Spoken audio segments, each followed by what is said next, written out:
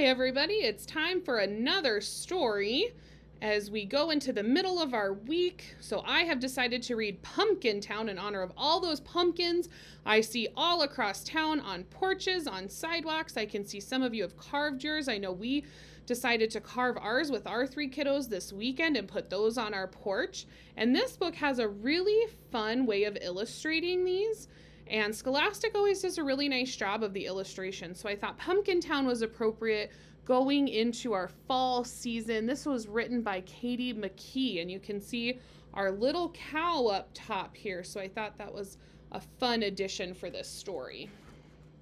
So this is Pumpkin Town, and way down at the bottom it says, "Or nothing is better and worse than pumpkins." What is your idea of pumpkins? Are they good? Not so good? I like seeing them. I haven't eaten very many pumpkins that I know of anyway. Jose and his family grew pumpkins. That growing pumpkins began with shiny seeds, which were followed by long vines, and those vines grew every which way. The pumpkins grew every which way too, from small to fat and tall. The Jack-Be Littles could be dropped into pockets. The Happy Jacks were bigger. A strong enough boy could carry just one. The Big Moons were bigger still, too large for 5 boys to roll. Can kind of see the cool way they illustrate the people and the pumpkins. It's one of my favorite things about this book. Come fall, Jose and his family would gather the pumpkins and collect the vines. Then 2 trucks took the fruit to faraway cities. Some were hollowed and carved, and some were saved for pies. But before the trucks took the pumpkins, Jose and his family saved a few. They needed the seeds. When it came to saving pumpkins, Jose's father always said, "Save only the best and sell the rest." So Jose and his brothers hollowed the best pumpkins and saved only the biggest, brightest seeds. See how many of those they have. Must sell a lot of those. I love pumpkin pie. That's what I would eat.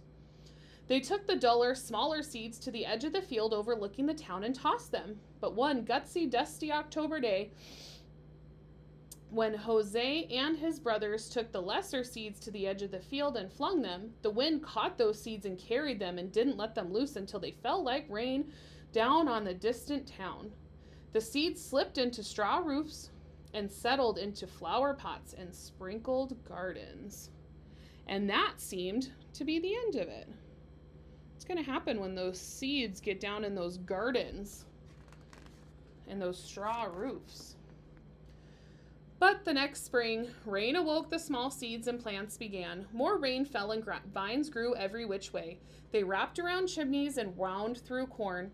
At first, the townspeople liked the vines, for they were lovely and delicate. But then the vines began to climb, up and down and around, growing leafy and thick. They snaked green and silent through one window, and then out the other.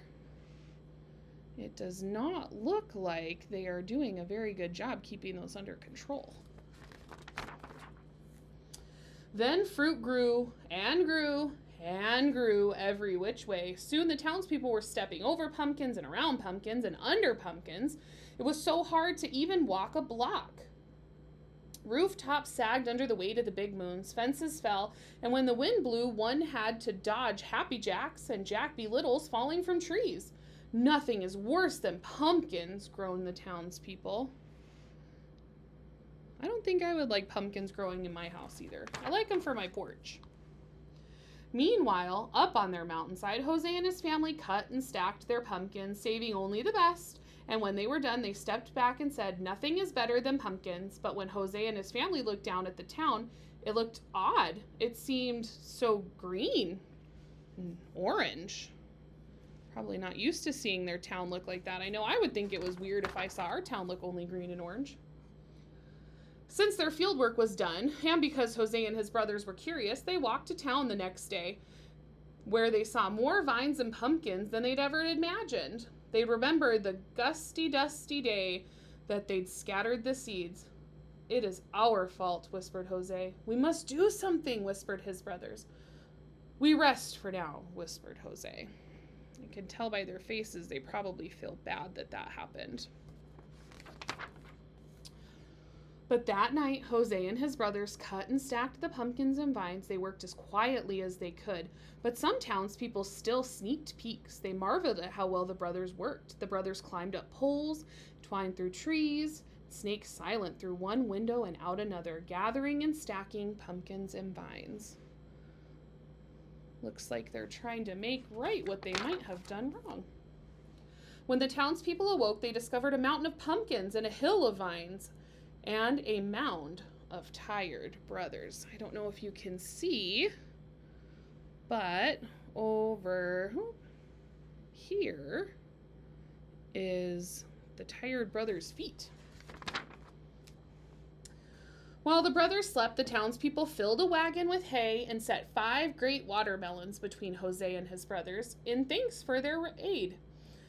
That wagon took the brothers back to their home, where they were laid in the glossy grass, still sleeping. When their father found them there, he asked what they had done to deserve the great watermelons. "We just helped the townspeople with their harvest," the brothers said, which was true, and nothing more was said. Don't know that they told the whole story. Down in the town, 5 trucks came for the mountain of pumpkins, and the townspeople were given a grand sum of money for all that fruit. "Ah, nothing is better than pumpkins," they said. Much of the money went toward a feast held around a bonfire made by burning the hill of vines. It was decided that the rest of the pumpkin money would be spent to carve a statue of the 5 mysterious brothers who had made a mountain of pumpkins. Townspeople were very grateful for their help. It took all of the next week for the townspeople to repair their roofs and their fences, and it took all of that week for Jose and his brothers and his father to eat their great gifts. The melons were so sweet that Jose and his family said, "Nothing is better than watermelon." I love watermelon. "Be careful with the seeds," Jose's father said. "Our field grows pumpkins, not watermelons." So Jose's family filled a great bowl with seeds, and those seeds were forgotten until a day later when the wind roused Jose's father at night. He feared that some of those watermelon seeds might be blown into their field. There's their little cow. By moonlight, he carried the bowl to the edge of his field and he tossed the seeds. Uh-oh, I see a theme.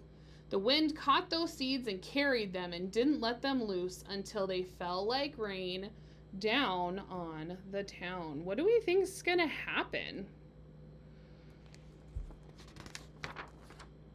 Let's see. The watermelon seeds slipped into straw roofs and settled into flower pots and sprinkled gardens and slid into the soil around the statue of Jose and his brothers. And that seemed to be the end of it. Do you think that's the end of it? I don't know. The end. I'm not sure if that's the end of it or if it's just now going to be, instead of Pumpkin Town, Watermelon Town. Well, I hope you liked this book. I found it so fun for fall, and I can't wait to read you my next book. Thank you for watching.